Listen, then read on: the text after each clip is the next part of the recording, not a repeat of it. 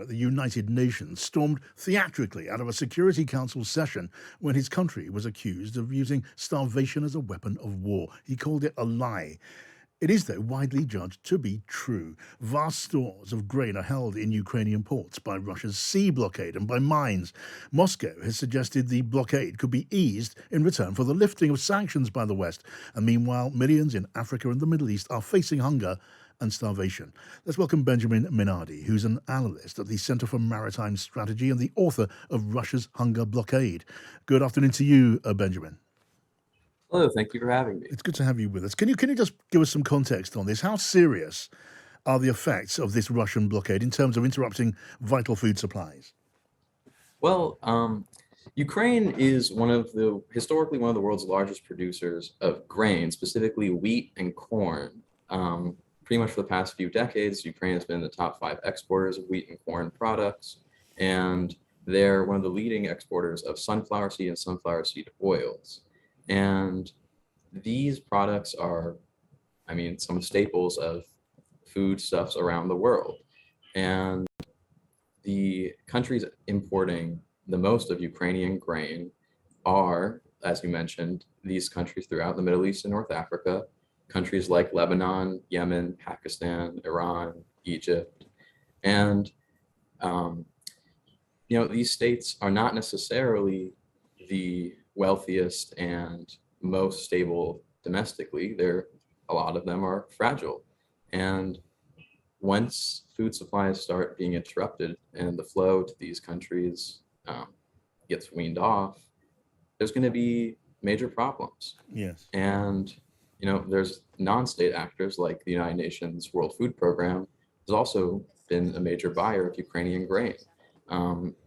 Just in mid-May, their director stated that the war is going to jeopardize the food security of roughly 276 million people. Yeah, well, that's huge. I read an analysis at the weekend, I think in the Washington Post, Benjamin, that said that Putin's plan here was to use starvation as a spur to mass migration from the Middle East and from Africa into the nations of Europe as an effort to destabilize Ukraine's allies. Is that your analysis too?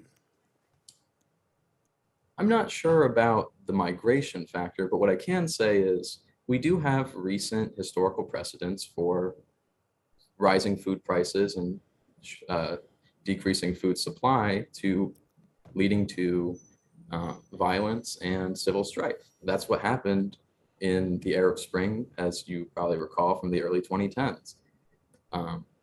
There's underlying political motivations, but one of the major contributing factors was we also saw this rising price of foodstuffs.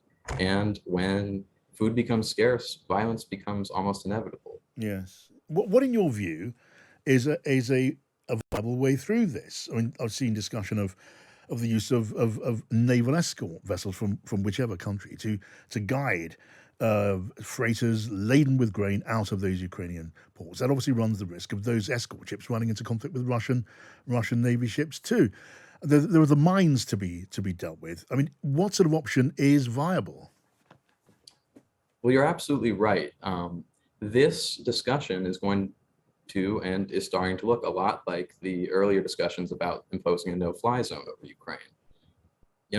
There's the Black Sea Fleet. Much has been made of the loss of the Moskva, but they still have at least 20 to 30 surface warfare ships. They have an estimated 6 Kilo-class submarines that, if Russia so decided, could be used to interdict shipping.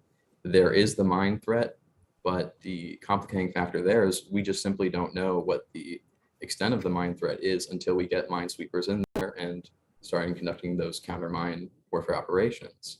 And so, those ideas being floated out there about a NATO-led or a United Nations-led escort operation, they're good ideas in the kernel of what they're trying to achieve, but those complicating factors are presenting major risks to escalating the war. Yeah. And so right now, I'm not sure what the best path forward is, because it's also a question of reestablishing a supply chain that's been disrupted. It's not just one convoy that will need to be escorted. It's going to be dozens of convoys for the foreseeable future until Russia backs out of the war and stops its undeclared blockade. Yeah, look, the idea that Russia would favour, which is to see sanctions against Russia eased off in return for passage for grain ships, that would be in the long term or the medium term so damaging to the Ukrainian war effort, wouldn't it? Yes, I mean, that's going to feed back into Putin's war machine. And as President Michel said in his speech, the West hasn't imposed these major agricultural sanctions on Russia. They've been targeting the fuel.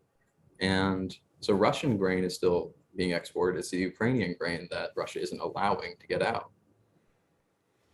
Okay, Benjamin, good to talk to you. Thank you for that background and that context. Benjamin Mainardi, who is from the Center for Maritime Strategy, also the author of Russia's Hunger Blockade.